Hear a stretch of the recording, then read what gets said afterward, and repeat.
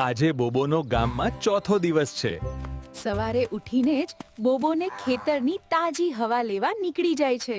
કાકા આવે છે અને બોબોને કહે, આજે ચાલ બળદગાડું લઈને ખેતર જઈએ.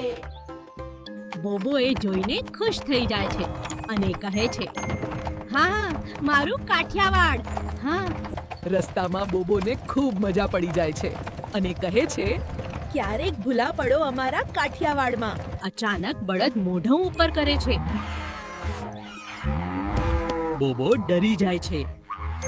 ખેતરે પહોંચ્યા પછી બોબો બળદને ઘાસ ચારવા લઈ જાય છે. બોબો બળદને ઘાસ ખવડાવે છે અને કહે છે, કાકા, આવી મોજ બીજે ક્યાંય ન મળે હો. પછી બોબો માંડવીના પાથરા પડેલા જોવે છે. બોબો માંડવીના પાથરા જોઈને ખુશ થઈ ગયો અને કહે છે, હું ખુશ છું, હું ખૂબ જ ખુશ. બોબો પછી માંડવીને ગાડામાં નાખે છે. માંડવીની ગુણ બોબોના માથા પર પડે છે.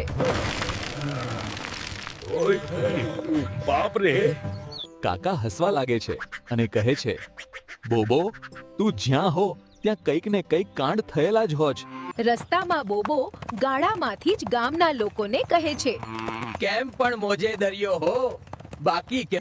ઘરે આવતા જ બોબો ગાયને ઘાસ નાખવાનું શરૂ કરે છે. પછી બોબો ગાયને પાણી પાય છે અને કહે છે, ગાય ગાય પાણી પીએ લે. પછી બોબો ગાયની સાથે વહાલ કરે છે. બોબો ચાનો બંધાણી. પછી બોબો ચા પીવે છે અને કહે છે, આજે તો ખૂબ જ મજા આવી ગઈ. મારા પ્યારા બાળકો, ભાઈઓ અને બહેનો, આવા જ વિડીયો જોવા માટે ચેનલને સબસ્ક્રાઇબ કરતા જાજો.